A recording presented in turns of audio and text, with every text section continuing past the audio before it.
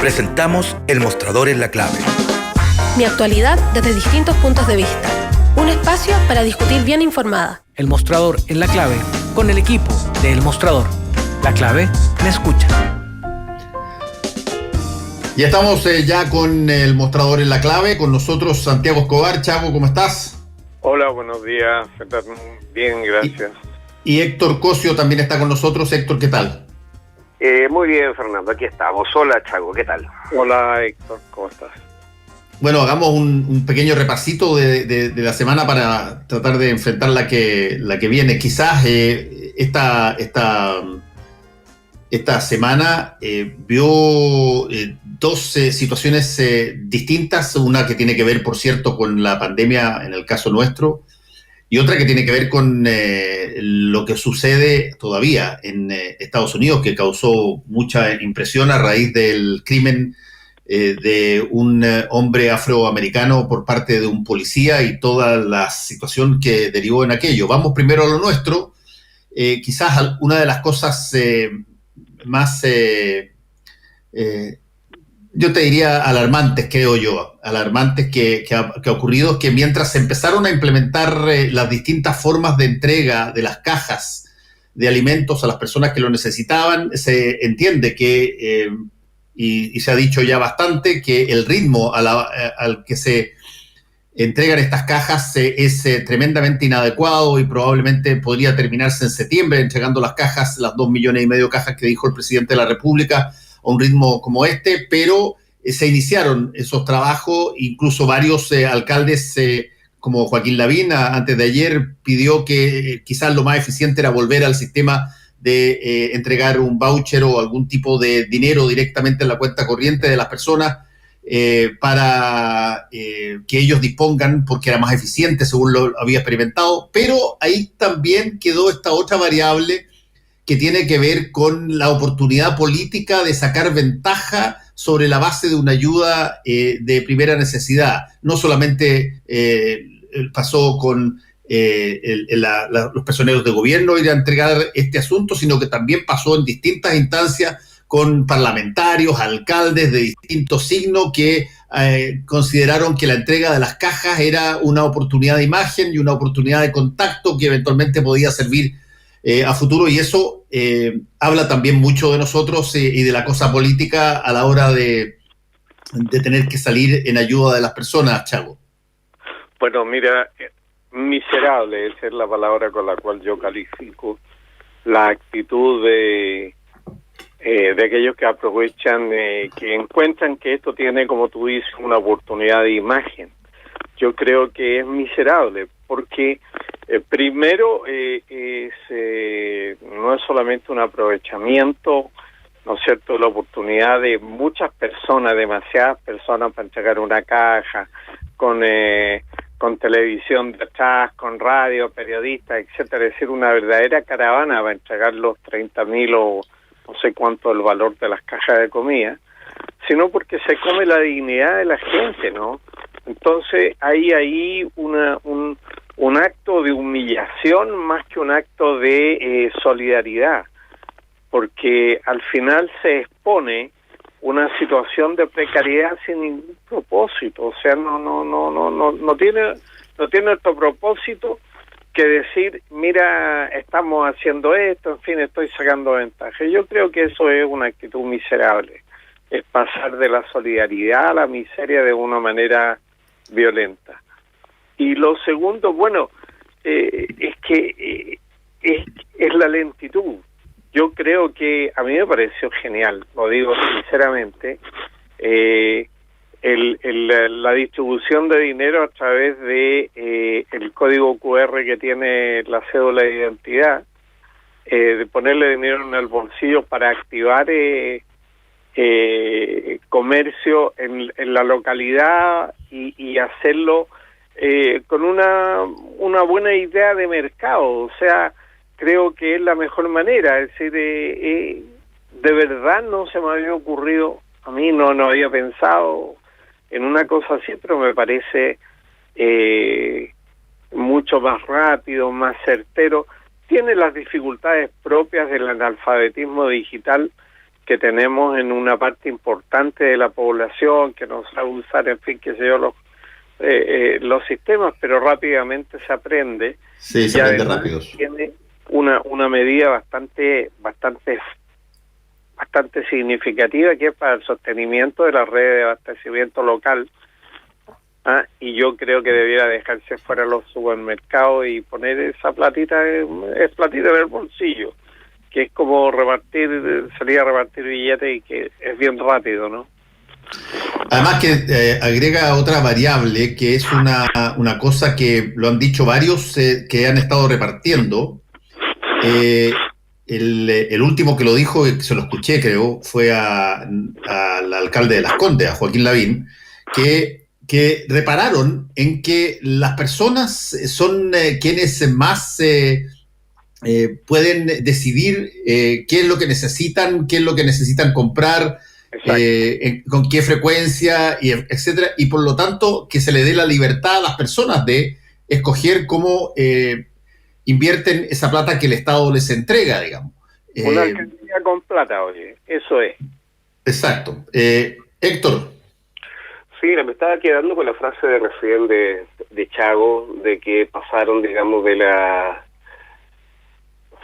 derechamente a la humillación, ¿verdad? De la solidaridad a la humillación, y creo que esa es una frase que debía quedarnos marcado, porque esto de las cajas de comida, y desde un comienzo, ¿no? Desde el anuncio sin mayor logística, la distribución, el sacarse fotos en ellas va a sacar dividendos políticos, es un show, tal como dice Chago, miserable. Ahora, yo creo que la idea de repartir dinero, por un lado es lo que tú dices, ¿no? Por un lado es que cada familia sabe qué es lo que requiere. Pero si recordamos hace un par de semanas atrás, la propia CEPAL elaboró un documento para toda América Latina en donde recomendaba que, dada la precariedad de la mayoría de las familias pobres en América Latina, la mejor alternativa gubernamental para salir en su ayuda era depositarles un dinero en efectivo a través de diferentes fórmulas, puede ser código QR, puede ser la cuenta corriente, cuenta RUT, lo que fuera, pero que las personas recibieran ese dinero, porque, y aquí quiero hacer un alcance, el dinero que se recibe no es solo por un hecho, digamos, que en este minuto la gente no tiene trabajo y está, digamos, está creciendo todo este temor que es muy visceral al hambre. El tema de recibir dinero y recibir alimentación tiene un impacto directo con el tratamiento de la pandemia, con la gestión de la pandemia. ¿Y por qué es esto? Y con el 1 de junio en adelante, tal como se ha afirmado varios científicos, sobre todo hace semanas atrás, estamos recién comenzando la zona gris de parte de la pandemia. Hoy día ya se superaron los mil muertos. Lo más probable es que esto vaya a seguir subiendo, y los meses de junio específicamente va a ser un mes muy complejo. Cuando tú tienes a un grupo de personas que en la calle no tiene cómo alimentarse, no recibe dinero, se ve obligada a salir a la calle. La única manera, y esto lo dijo la CEPAL y ha pasado en todos los países, la única manera en que se puede efectivamente hacer un control de la pandemia, en donde la gente deje de salir a las calles, es con una ayuda económica. Si tú no le das una ayuda económica, sobre todo a la clase media, no a la clase más desfavorecida, no al quintil más pobre, mucha de esa gente, el quintil pobre, no trabaja porque tiene otras deficiencias que le impide incluso salir a la calle a trabajar, pero el gran número de la clase media es hoy día la clase que hoy día está empobrecida y que tiene que salir igual. De todas maneras tiene que salir a la calle con el riesgo de contagio. Una ayuda económica a esas personas es lo que te va a permitir de alguna manera también bajar el nivel de contagio y tener un mayor control. Y eso es precisamente lo que nos está pasando con la entrega de mercadería. Con la entrega de mercadería se convierte en un show mediático, pero no hay una relación directa entre el apoyo económico y la contención de la enfermedad.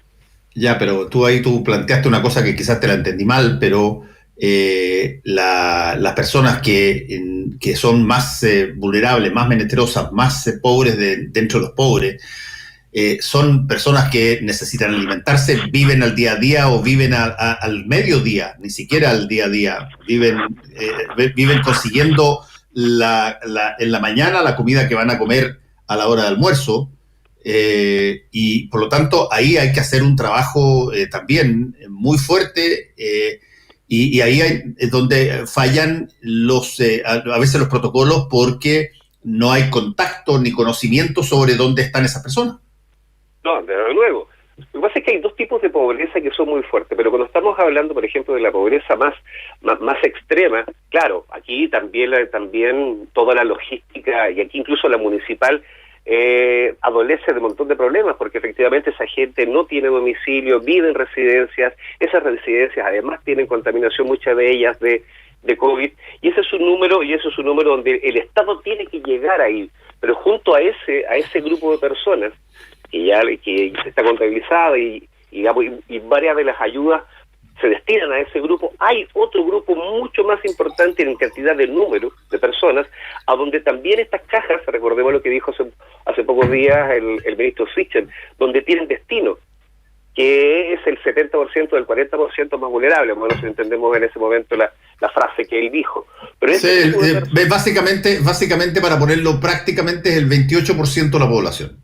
El 28% de la población. Ese gran grupo de personas, que generalmente es clase media, es personas que también salen todos los días a trabajar para el sustento diario. Es la gente que tiene carros que vende comida rápida en las calles, es la gente que tiene pequeños puestos en la feria, es la gente que va repartiendo lo que puede y genera en su casa para repartir a los vecinos. Todo ese tipo de personas, que eso es un gran número de personas, se ven obligadas a salir a la calle para buscar un sustento diario. Es a ese grupo económico donde tú también tienes que llegar con esta ayuda monetaria. De lo contrario, vas a entregarles comida, pero vas a tener igual a la gente en las calles. Y si tienes a la gente en las calles, como lo puedes ver en todas las ferias libres aquí en la región metropolitana, la curva de contagios no va a parar. Y eso, y lamentablemente, eso que estamos viendo en este minuto es exactamente lo que ha pasado en todos los países donde se hace de esta manera. Pero mira, Chavo. Oye, yo pienso que primero que la distribución de dinero es lo más rápido, eso es definitivo. Pero lo segundo, me preocupa algo que señaló Héctor, que me parece muy atingente, que es el aplastamiento de sectores medios de la sociedad hacia condiciones de no ingreso y por lo tanto de precariedad cotidiana. Hay una acumulación ahí, en los sectores medios están empezando a sentir el embate de tanto como la gente que no tiene ingreso, y definitivamente yo creo que el gobierno va a tener que pensar en entregarles parte de los fondos que tienen, porque esa gente que tiene dinero, los sectores medios son vinculados generalmente a trabajos estables y tienen un ahorro previsional, y ahí está su plata, y de ahí por último tiene que salir, porque el gobierno no se la va a dar, tiene que salir de su propia plata, y la gente puede ser el 10%, el 5%, como sea, pero hay dinero, hay cómo recurrir a ese dinero. El problema es que yo no entiendo por qué no se ha hecho una consolidación de todos los bonos y todas esas cosas que se pagan y que tienen mecanismos de pago. No es que hay que ir a buscar a la gente a la casa. O sea, hay una vasta red, después de todos los bonos que se han entregado en este país, que ha sido el país de los bonos, hay una vasta red que a mi modo de entender no se ha consolidado como una información para hacer una distribución de ayuda económica, sino que se han usado los mecanismos más lejanos, pero aún así, como son los bancos, pero aún así, si se hubieran usado solamente esto, no nos olvidemos lo siguiente: en el caso de Brasil, una de las maneras que hubo para bancarizar a la gente en Brasil durante la época de Lula fue la Caja Familia, que se empezó a entregar a través de los bancos, consolidando todos esos bonos y todas esas cosas. Y ya llevamos, y entonces nosotros podríamos haber hecho lo mismo, sin hacer una imitación de lo que hizo Brasil, pero consolidando esas maneras de distribuir dinero. Porque si uno saca la cuenta, la cantidad de bonos y la cantidad de gente, tú tienes cubierta una gran cantidad de personas, por lo mismo que dice el ministro Sichel. Entonces, la ineficiencia desde el punto de vista de la gestión, incluso de los instrumentos propios que el gobierno tiene, es evidente.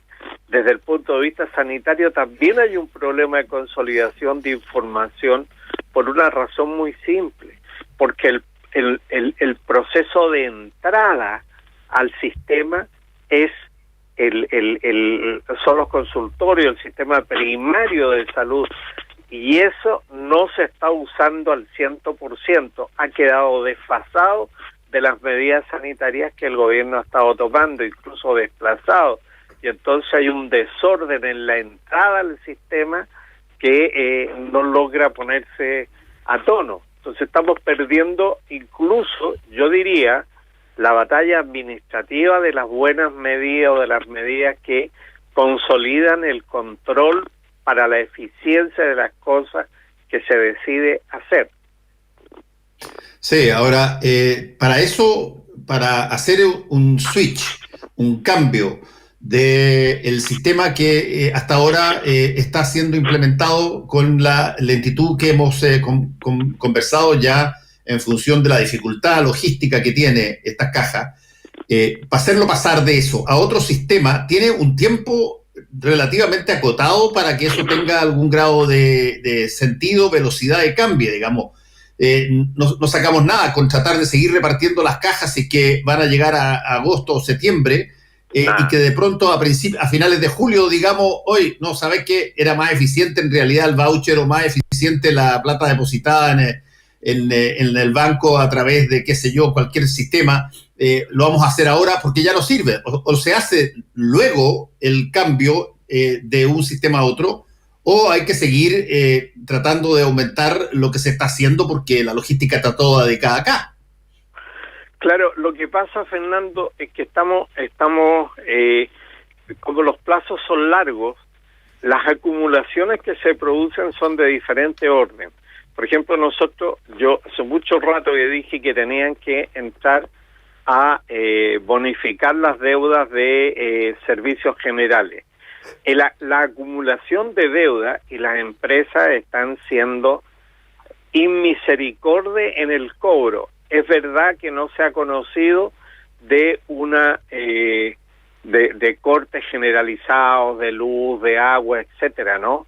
Pero hay un problema ahí que está latente y que es una espada de Damocles sobre la situación que se está viviendo, ¿ya?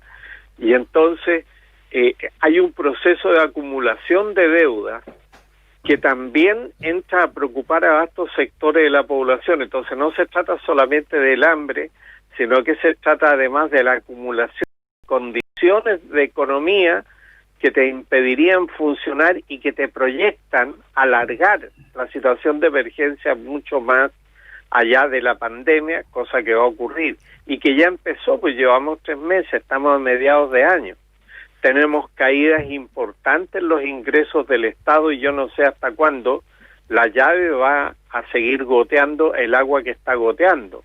Entonces, hay que hacer un giro para alivianar, para tomar la velocidad a la cual se van propagando los problemas, y uno de esos es volver a sistemas más simples de distribución de ayuda, que a mí me parece, insisto, que la posición de Lavín y de Codina, ayer lo que dijeron, sí, me parece un acto muy significativo, pese a que Puente Alto, por ejemplo, para el caso de Codina, está siendo una de las comunas más golpeadas de la región metropolitana, y que sabemos que estamos con los resultados de hace 14 días, es decir, lo que se está produciendo ahora, el pic de enfermedad que se está produciendo ahora, es consecuencia de 14 o 10 días atrás, y cuando pensábamos que se estaban aliviando las condiciones y de repente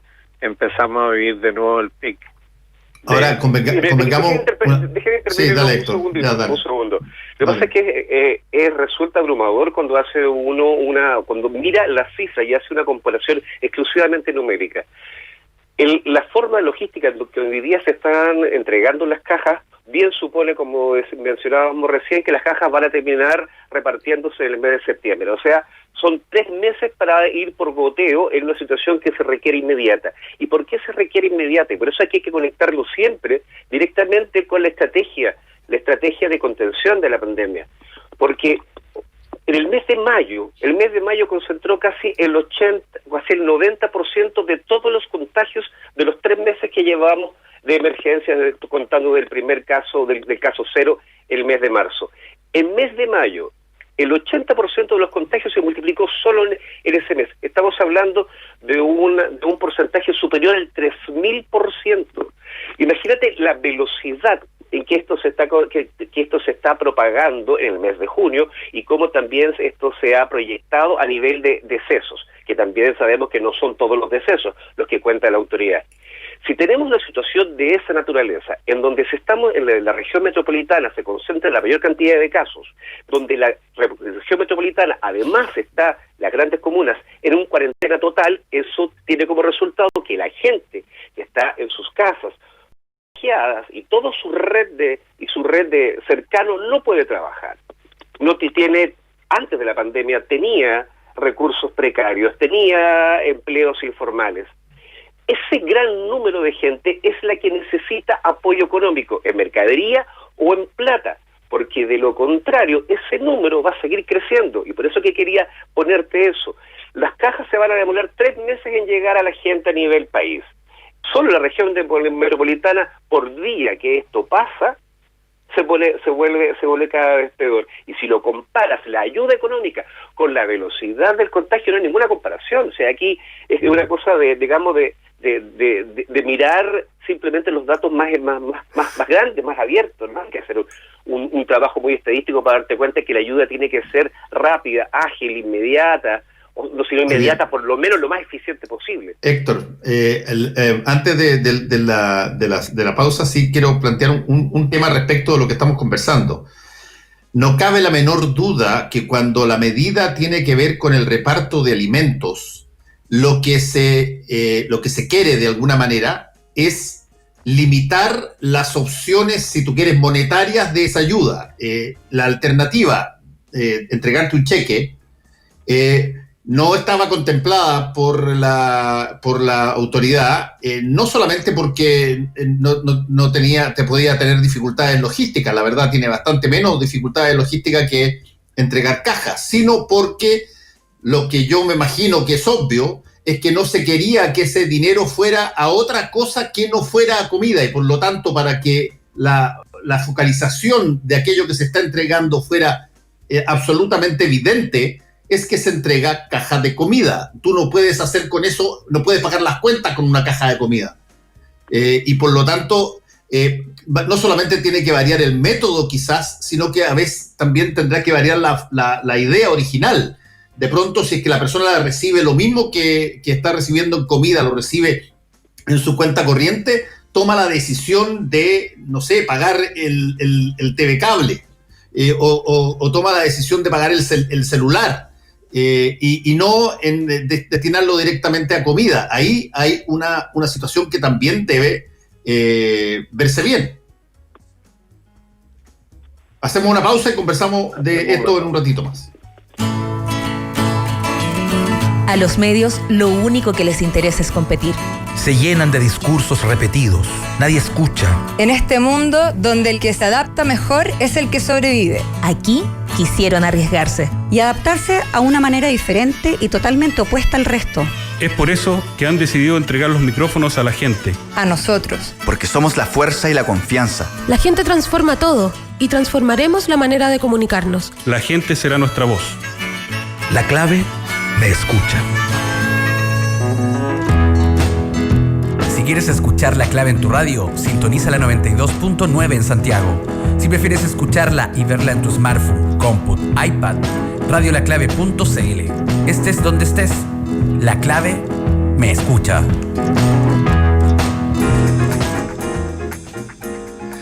Estamos de vuelta con el mostrador en La Clave, Santiago Escobar y Héctor Cosio con nosotros. Chavo. Bueno, mira, yo creo que Sobre esto no es mucho más lo que se puede especular, excepto buscar que las medidas administrativas apunten en la dirección de la velocidad, buscar, yo creo que lo más escéptico hoy día está haciendo la distribución, va a ser la distribución de dinero. Yo creo que el recurso más abundante que el país tiene todavía es dinero y está en muchas partes, pertenece a la propia gente que está carenciada y hay que darle acceso a eso, y yo voy a insistir en algo que dije la semana pasada, es decir, ahí están los dineros de los fondos de la AFP y hay que considerar seriamente para poder dar un piso de salida económica en medio del coronavirus, darle a la gente que tiene ese dinero acceso a la posibilidad, con la libertad de que ellos elijan cuánto van hasta un tope y cómo se lo van a dar escalonado de tal manera que se transforme en un ingreso propio. Pero ese es dinero de ellos, o sea, si se hizo la declaración que es dinero de la gente, pero no puede disponer libremente, bueno, el disponer libremente requiere de un acuerdo político fundamentalmente y poder tomar una medida excepcional de esa naturaleza. Entonces, dinero de AFP. Lo segundo es que me preocupa, y esto es un tema nuevo, no estaba planteado, Fernando, discúlpame que lo haga, pero yo creo de verdad que el COVID la epidemia está tapando cosas que son graves. Una de esas es la escasez hídrica. O sea, yo escuchaba una entrevista del ministro de Obras Públicas que está confinado, felizmente parece ser que se está reponiendo bien de su coronavirus, pero de cómo, en qué estado está el embalse Los Jaromos, que es el pulmón, el punto de reserva de la quinta región, y en qué estado está el embalse del Yeso en cuanto a disponibilidad de agua fresca. Están en puntos críticos. Y según tengo entendido, esta es una noticia que no he podido confirmar, pero que la información es cierta, es importante. Por lo menos una parte importante del funcionamiento de Sewell en la mina del Teniente se habrían paralizado debido a escasez hídrica. Eso significa que hay una amenaza cierta de paralización del Teniente, y el Teniente y la mina Radomiro Tomic son de alguna manera el pilar sobre el cual se está fundando la recolección de dinero por parte de Codelco. En la última cuenta, Codelco anunció una caída de un 85% de los fondos que le entregaba al Estado, es decir, pasó de 300 y tantos millones de dólares en un periodo de 3 meses, igual al del año anterior, a solo 54 millones de dólares disponibles. Entonces, si uno empieza a pensar cómo se empiezan a acumular problemas que no tienen que ver con la pandemia, tienen que ver fundamentalmente con gestiones de problemas que cambio climático, con problemas de escasez hídrica. El país está viviendo una escasez hídrica tremenda, o sea, la perspectiva no es buena. Por lo tanto, la simplicidad con la cual las autoridades empiezan a enfrentar cosas. Por ejemplo, se atrasó la construcción de un acueducto para la minería, para el Teniente, porque la perspectiva es que el uso de agua fresca en las faenas mineras no va a ser posible, ya no solamente no renta, sino que es además imposible porque no hay agua. O sea, se están agotando los acuíferos, y entonces, y la perspectiva de ciudades sin agua es muy fuerte. Yo me recuerdo que, Fernando, tú lo pusiste muchas veces en pauta y varias veces a propósito de Osorno, pero que fue un error técnico en las plantas. Pero el problema de la escasez hídrica es un problema grave. Entonces, yo digo, la perspectiva del país para la reactivación, el ministro de Minería, Waldo Procuriza, anunció hace unos días, menos de una semana, que la minería sería la palanca de la reactivación económica en el país después del COVID.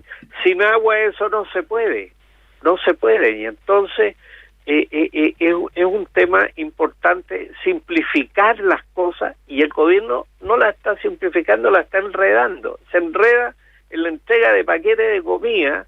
Imagínate si no están enredados en cosas mayores de poder articular realmente decisiones que son de gobierno, y también el Parlamento, porque están enredados en acortarse, en constituirse como una corporación frente a el periodo de duración de su, y eso les parece más importante que solucionar estos otros problemas.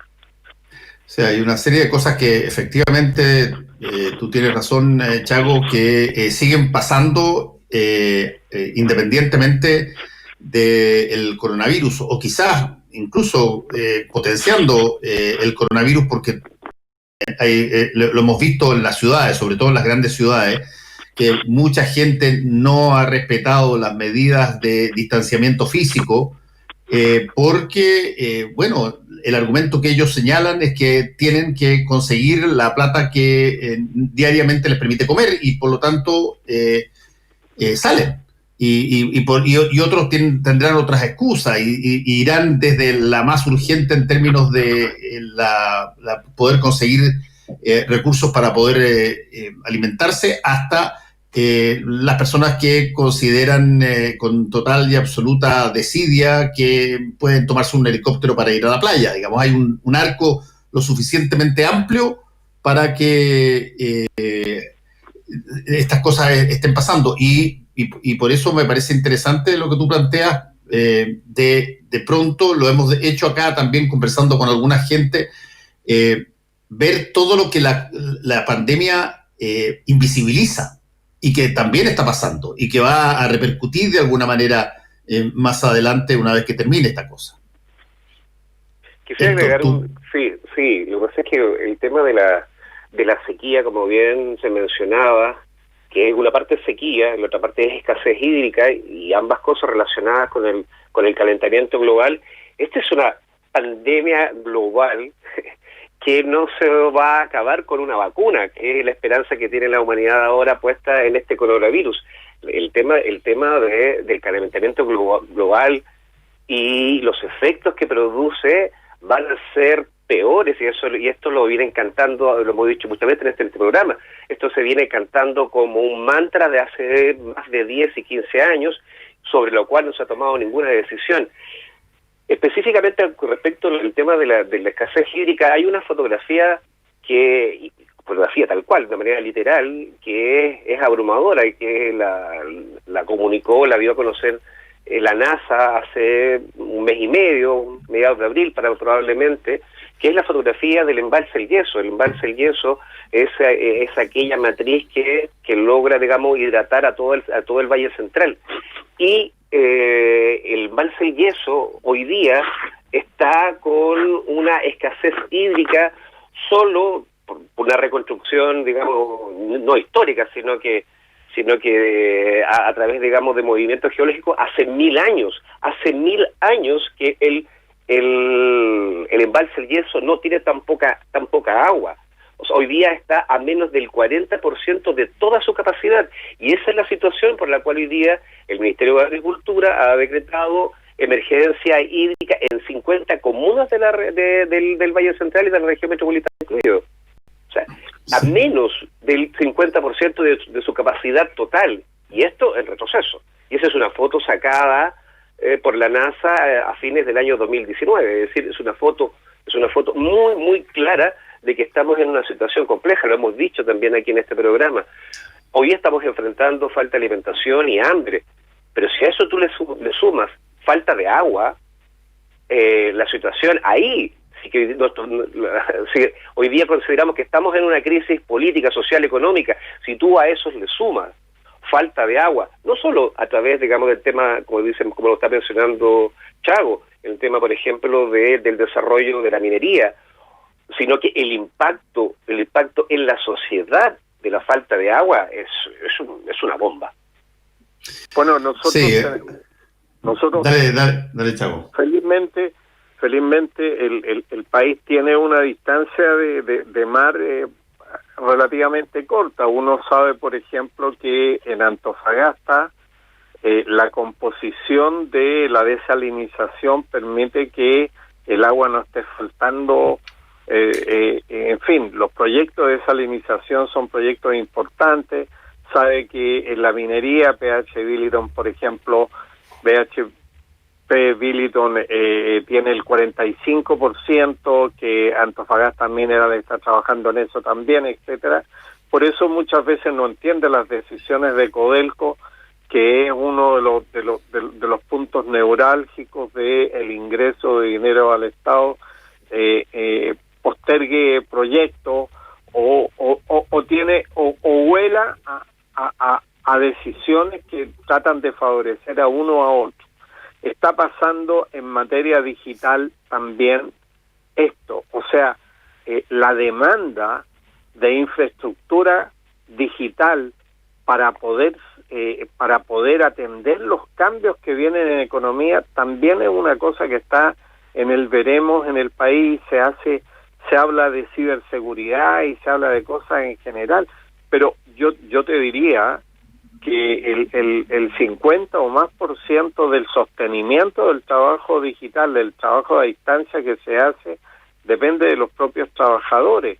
O sea, ponen su internet, ponen sus máquinas, ponen su tiempo, y las horas de trabajo son mayores.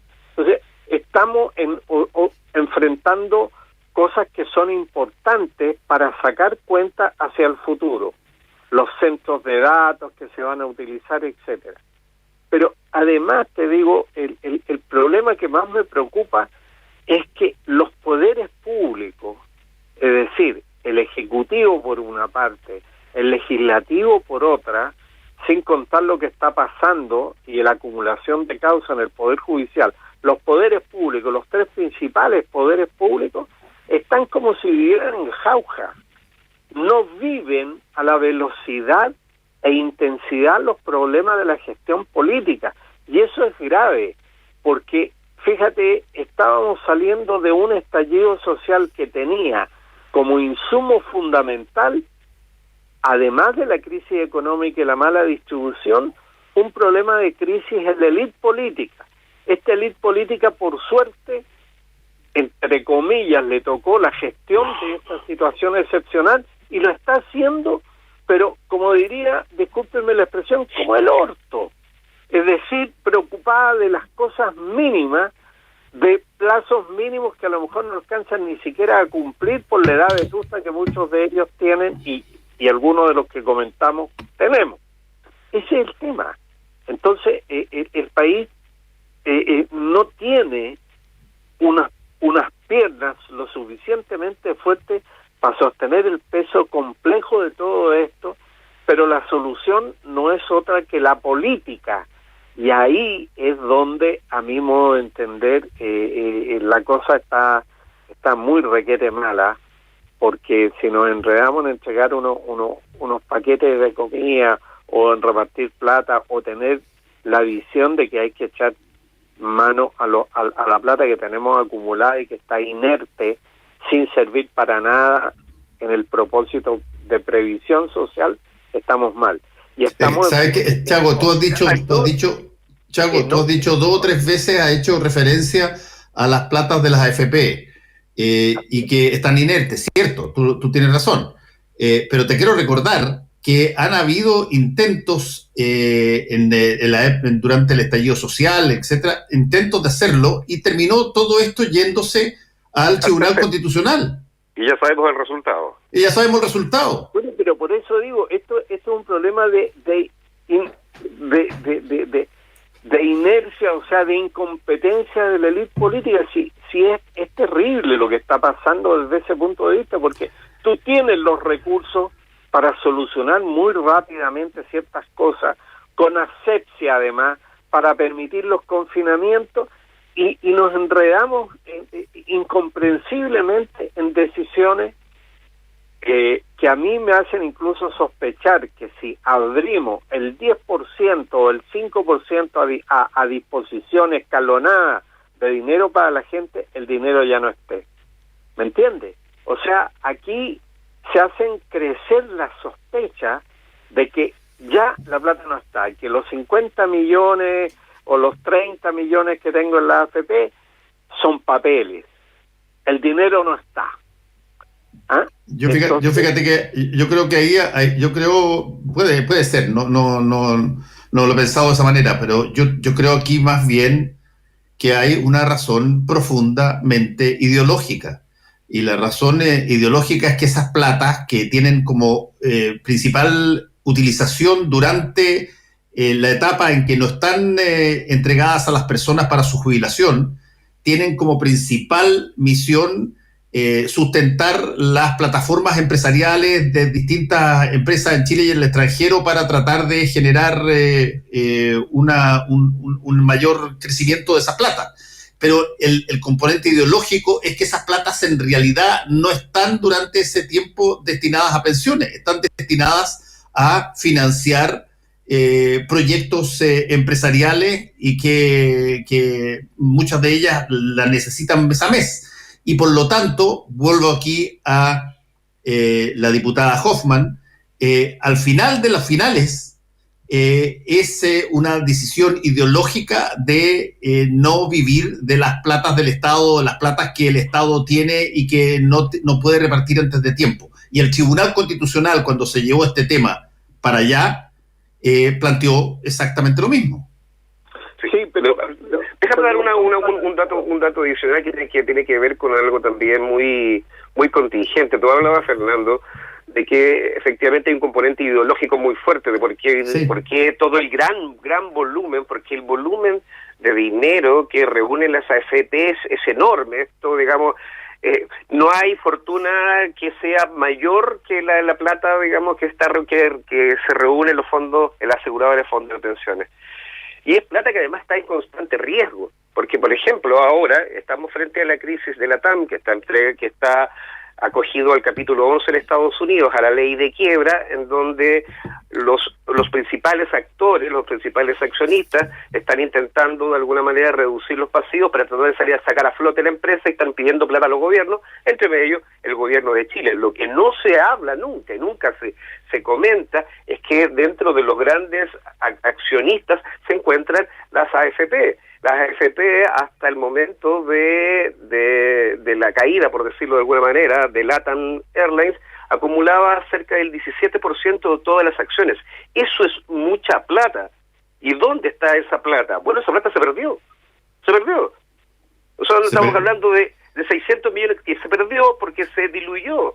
Hoy día las acciones bajaron muchísimo, hay muchísimo dinero de las acciones que tenía las AFP en LATAM. De todos los accionistas. De todos los accionistas, sí. Que se diluyó. Y es más, si esto se intenta salvar, algunos actores todavía van a poner plata, van a hacer aumento de capital para poder mantener el negocio. Bueno, las AFP no pueden hacerlo, porque por ley no pueden hacer aumento de capital en estas circunstancias. Entonces, ¿qué pasa con ese 17% que estaba en LATAM y que corresponde, digamos, al ahorro previsional de mucha gente? Nadie dice nada. Y lo que está pasando mientras baja la acción es que esa plata se diluye, se pierde. Bueno, pero eso como ustedes ven, como ejemplo, por lo ideológico nomás lo quería decir. Sí, no, yo estoy de acuerdo, pero mira, la ideología no se come. La verdad es que no se come. Y entonces el problema básico no sirve, la ideología no sirve para pagar cuentas, no sale para ir al supermercado, no sale para mantener, digamos... Pero esa es la razón por la que no se distribuye, ¿no? Pero esa es la razón por la que no se distribuye, o sea, a eso me refiero. Bueno, es que yo de verdad soy muy simple para pensar, a lo mejor, mi simplismo es muy grande, pero yo digo lo siguiente, es decir, ninguno de los ejecutivos de las AFP está esperando que le lleguen una caja de comida a la casa. Ninguno. Boris Johnson se enfermó en Inglaterra, contrajo el virus, ¿y a dónde fue? A un hospital público. ¿Y cuánto pagó? 0. Y el primer ministro de Inglaterra, la cuna del capitalismo. Aquí se enferma, alguien se va a enfermar, de los ejecutivos de la AFP no van a ir los que administran la plata de la gente, que no es de ellos, los administran la plata de la gente, que el Tribunal de Constitucional declaró de propiedad de la gente, pero que no es de libre disposición, así de simple. Sí. Entonces, hoy día a la gente le dice, mira, tenés que morirte de hambre, tenés que pasar hambre, tener problemas, que te quiebren, etcétera, pero tu plata no la podés tocar. O sea, ¿qué es lo que es esto? ¿No? Si es el sinsentido de la vida. Es un sinsentido. Todo el mundo se ha cabreado de decir que, no sé cuántas veces, que esto es lo más extraordinario que nos ha pasado en la historia del país, que hace 100 años, que la peste negra, que no sé qué.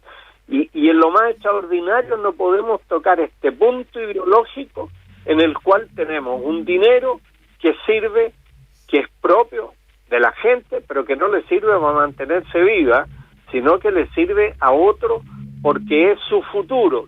¿Qué futuro? ¿Futuro de qué? Entonces, esto es una sin razón, no entiendo. Sí. Sé que suman un punto que también que lo anunció al comienzo del espacio del programa, Fernando. Hoy día enfrentamos fenómenos globales como la pandemia, ¿cierto? Como también el cambio climático. La crisis política que enfrenta Chile también es un problema que hoy día lo estamos viendo, bueno, hace ya varios meses, varios años atrás. También es un tema que está siendo global. Las fotos, por ejemplo, y esto para tomar lo que dijo Fernando al principio, las fotos que uno ve hoy día de fuera de la Casa Blanca en Estados Unidos por un tema político, si uno no supiera que en Estados Unidos perfectamente podría haber sido Plaza Italia hace 3 meses atrás. Las fotos son idénticas. Sí, bueno, y podría haber sido Ucrania hace una serie de años, o Hong Kong, Grecia, o Italia, o Francia. O Hong Kong hace 7 meses. Exacto. Sí. Ahora, la globalidad de la crisis política. Convengamos que este es un tema, los Estados Unidos, la muerte de George Floyd, el ciudadano que fue muerto en Minneapolis,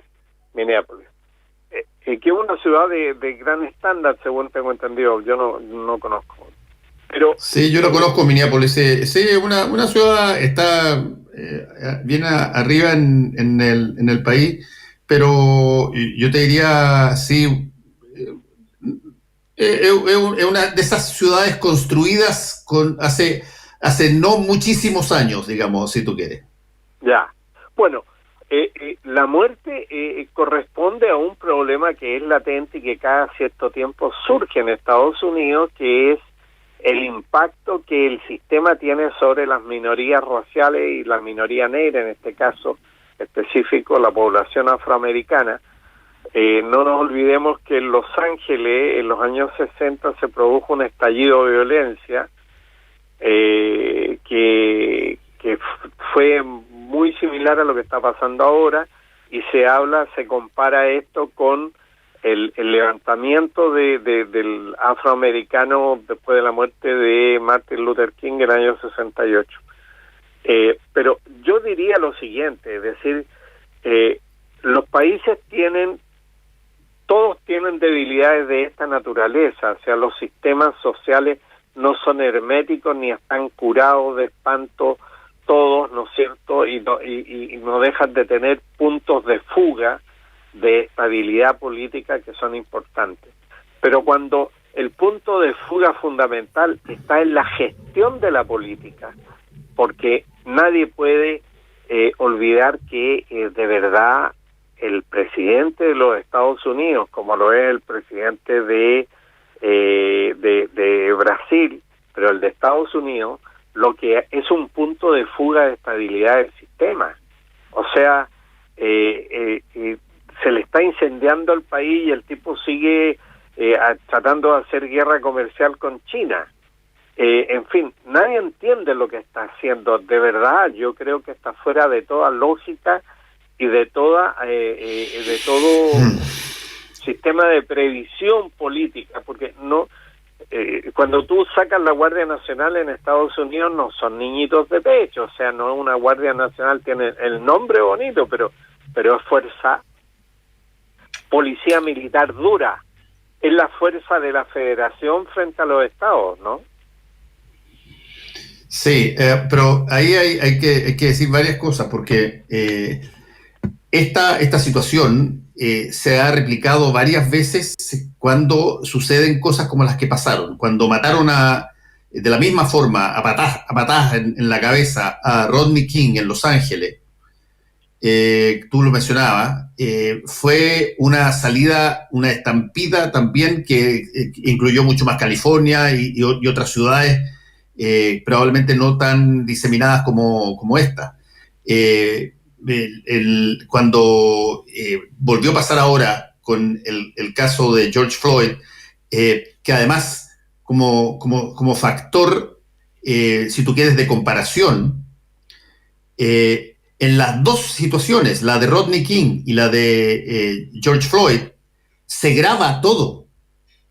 Y eso que en la época de Rodney King no estaba todavía toda la cantidad de celulares que están, ni las redes sociales activas al nivel de lo que están hoy día. Pero se graban todos. Hay montones de muertes anteriormente y cercanas que no se grabaron y que por lo tanto no generaron esta súbita rabia, esta indignación por lo que ocurrió y por lo que posteriormente fue la ausencia de justicia. En el caso de Rodney King fueron condenados los policías de Los Ángeles. Aquí no tenemos la más leve idea, pero el hecho es que se activó toda esta rabia en un país que está sensibilizado por, efectivamente, tú tienes toda la razón, Chago, porque el principal provocador de estados de ánimo se llama el presidente de la República.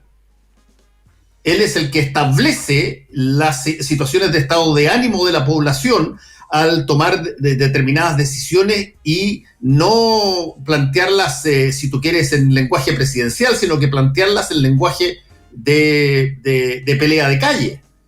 Y por lo tanto, eso tú tienes hoy día una cantidad de gente que además en Estados Unidos, un país donde se puede tener armas en la casa y incluso se puede portar en varios estados, tú tienes a personas que están envalentonadas por tener un presidente que dice las cosas como dice y otras que están indignadas porque consideran de que no los toman en cuenta y una vez más llega todo a lo que tú denominas como la política, Chago.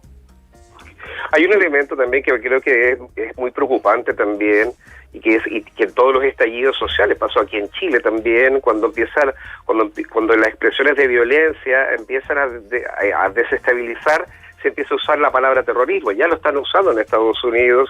Ya hace mucho tiempo. Sí, no, prefiero que ahora, al calor de esta discusión, el FBI sale hablando que esto se trata de terrorismo doméstico. Terrorismo doméstico que lo han buscado ahí entre las filas del antifascismo. Y eso como, digamos, como frase, como palabra, como titular de medios de comunicación, en un momento donde efectivamente hay 40 estados que están con toque de queda, donde afuera de la Casa Blanca se intenta repeler a la gente con bombas lacrimógenas, y eso sumado a todas las declaraciones que ha dado esta última semana el presidente Trump. O sea, eso es un caldo de cultivo que en este minuto no tiene una contención muy previsible. Y eso por una cosa que normalmente las películas quizás no lo dejan ver. Estados Unidos debe ser, en términos de las democracias modernas, el país más violento del mundo. En violencia interna estoy refiriendo. La cantidad de homicidios, la cantidad de violencia intrafamiliar, la cantidad de violencia contra los niños. Es un país que con la menor excusa se va a fajarse. Llevaban menos de 100 años ya de independencia en Estados Unidos, después de una guerra de independencia contra Gran Bretaña. Llevaban menos de 100 años y ya estaban total y absolutamente listos para matarse entre ellos en lo que fue una guerra brutal, como fue la guerra civil de 1861-65. Han estado metidos en todas las guerras imaginables por su capacidad de superpotencia, y dentro de los territorios se produce mucha violencia. Es el país más alto del mundo en términos de encarcelamiento, si tú quieres, en términos números brutos, Y por lo tanto, cuando pasan cosas de este tipo, escalan muy rápido. Escalan muy rápido. Hay un film de Spike Lee que se llama Haz lo correcto, que sirve de verdad como una gran lección para verse cómo se enciende en un barrio, ¿no? En un entorno donde la gente se conoce, cómo se encienden estas cosas que tú señalas, Fernando. Es impresionante. Es una película. Oye, tenemos que irnos. Muchas gracias. Le damos a Héctor Cosio y también a Santiago Escobar. Cuídense mucho. Nos vemos probablemente esta misma semana. Chao. Chao, Fernando. Chao. Actualidad con ojo crítico. La información desde distintos puntos de vista. Fue El Mostrador en La Clave, con el equipo de El Mostrador. La Clave me escucha.